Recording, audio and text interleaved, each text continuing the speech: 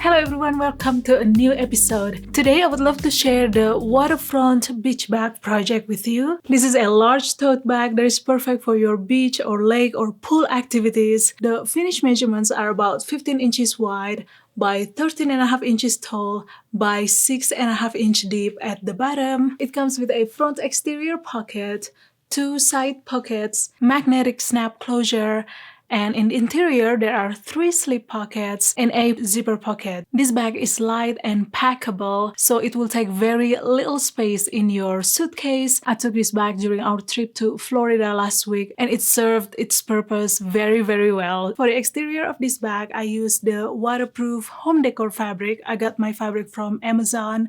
You can also use waterproof canvas, or you can also use regular canvas and then treat it with the waterproof spray afterwards. For the lining fabric, I use the nylon ripstop fabric, which is also a waterproof type fabric. The pattern is cutting and measuring kind, so it will come with the measuring chart from which you can refer to and cut accordingly. So it is available for free on PDF format. You can go download that at YoanSewingStudio.com.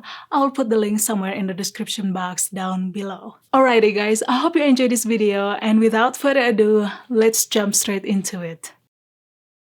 First, we're gonna work on the front exterior pocket. So you wanna lay the pocket exterior and the pocket lining with the right sides facing together, matching all the edges, and then stitch along the top edges with 3/8 of an inch seam allowance. Once you've done that, you wanna press the seams open. You can either finger press or press with an iron on low setting, just like what I do here. Make sure to test your fabric beforehand to get the proper heat setting. Now let's fold these wrong sides together and then press it again and top stitch. Take the front exterior panel, fold this in half widthwise, just like that, and then press this lightly so you can get the center fold crease. And you want to do the same to the front pocket panel. Lay the pocket panel on the right side of the front exterior panel. Make sure to center the position by matching the center fold crease. Pin to secure the pocket, and then base stitch the sides and the bottom with 1/4 of an inch seam allowance. As usual guys, for best result, I always recommend to use walking foot when sewing multiple layers of fabric. Next, we're gonna work on the strap. On the wrong side of the strap, you wanna mark 14 inch from the end of the strap. Apply basting tape on the center from the end of the strap up to the 14 inch mark, just like so, and you want to repeat the same to the opposite side. Make sure to stick the basting tape on the same side or the wrong side of the strap. With the front exterior panel facing right side up, you want to measure 4 inches from the side edge and then draw a straight line vertically using disappearing fabric marker or chalk marker, just like shown here, and you want to repeat the same to the opposite side. Now take the strap and then you want to remove the top paper layer of the basting tape. Position the strap on the right side of the front exterior, about 4 inches from the side edges, so you want to use the 4-inch mark line as your guide. So the side edges of the strap should be sitting right on that 4-inch mark. Finger press so that the basting tape will be sticking, thus securing the strap. And of course, at this point, the strap will also cover the raw edges of the pocket. Now let's repeat the same to the opposite side. Secure the top and the bottom edges of the strap with some sewing clips, and make sure that your strap isn't twisted at this point. Measure 1 inch from the top edge of the front exterior panel, and then draw a straight horizontal line on the strap on both sides. Once you've done that, you want to measure another 1 inch below the first line and then draw a horizontal line parallel to the first one. And of course, you want to do the same to the opposite side. Now you want to draw an X in between the two lines, just like so. And then stitch to secure the strap. Starting from the bottom, stitch about 1/8 of an inch from the edge towards the top 1 inch line, and then stitch across. Then you want to make the X. It's totally fine if you have to go through the same stitching line twice. Once you've done with the X, you can continue going all the way down and then repeat to sew the opposite side. Once you've done that, you want to work exactly the same way for the back exterior panel. Next, we're gonna work on the side pockets. So lay the pocket exterior and the lining with the right sides facing together and then stitch the top edges with 3/8 of an inch seam allowance. Press the seams open and then fold wrong sides together. Press the top edge and then top stitch. Position the pocket on the right side of the side panel with the wrong side facing down. Match the sides and the bottom edges. Secure with some sewing clips and then base stitch the sides and the bottom with 1/4 of an inch seam allowance. Repeat to sew the remaining pocket panel to the remaining side panel exactly the same way. Now let's assemble the exterior panels. So here I've got a front exterior panel facing right side up. Take one of the side panel and lay that right side down, matching the top, the bottom, and one of the side edges. Pin to secure it in place and then sew along the side edge with 3/8 of an inch seam allowance. Now repeat to sew the remaining side panel to the opposite side. Next, you want to take the back exterior panel, lay that right side down, matching the top, the bottom, and one of the side edges to one of the side panel, and then stitch the side edges. Alright, next we're going to bring the remaining side edge of the back exterior panel towards the remaining side panel. Of course, still with the right sides facing. Match the edges and then secure with some clips and then stitch this in place. So you should end up with something like this. So next we're going to attach the bottom panel. First thing first, it's very important to mark the center point of the front, back, and the side panels. So if you haven't done that earlier, you can just fold matching the side seams just like that. And then you can either mark or just snip the center fold about 1/4 of an inch or so. And repeat the same to the opposite side and of course the side panels as well.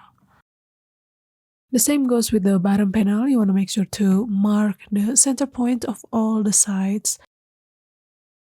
To attach the bottom panel, you want to first make sure that the exterior panel is facing wrong side out. Position the bottom panel at the bottom of the exterior panel, wrong side out. First, you want to match the center point of the long side of the bottom panel with the center point of the front and back exterior panel. Pin to secure them. Now match the center point of the short side with the center point of the side panel and then pin. Once you've got all the 4 points pinned together, you can continue pinning all around. And then stitch the bottom panel in place with 3/8 of an inch seam allowance. Alright guys, this situation is pretty straightforward, although it may get a little tricky as you get to the corner.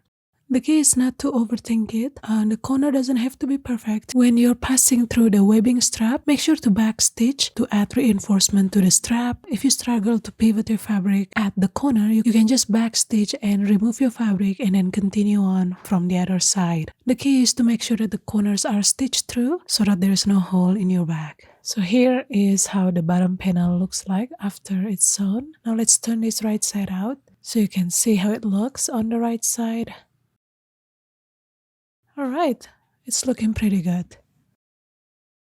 Next, we're gonna work on the interior panels. Lay the upper and lower interior with the right sides facing together and then stitch with 3/8 of an inch seam allowance. Once you've done that, press the seams open and then top stitch. I do 2 lines of top stitching. The first one is on the upper panel side and then the second one is on the lower panel side, about 1/8 of an inch from the seam line. Once you've done that, you want to repeat to sew the remaining panels. Next, we're going to work on the interior slip pockets. So you want to lay the pocket panels with the right sides facing and then stitch the top edges with 3/8 of an inch seam allowance. Once you've done that, you want to press the seams open and then fold wrong sides together. Press it again and then top stitch. Using a disappearing fabric marker, you want to measure 5.5 inch from the side edge and then draw a straight vertical line, just like shown here, and repeat the same to the opposite side.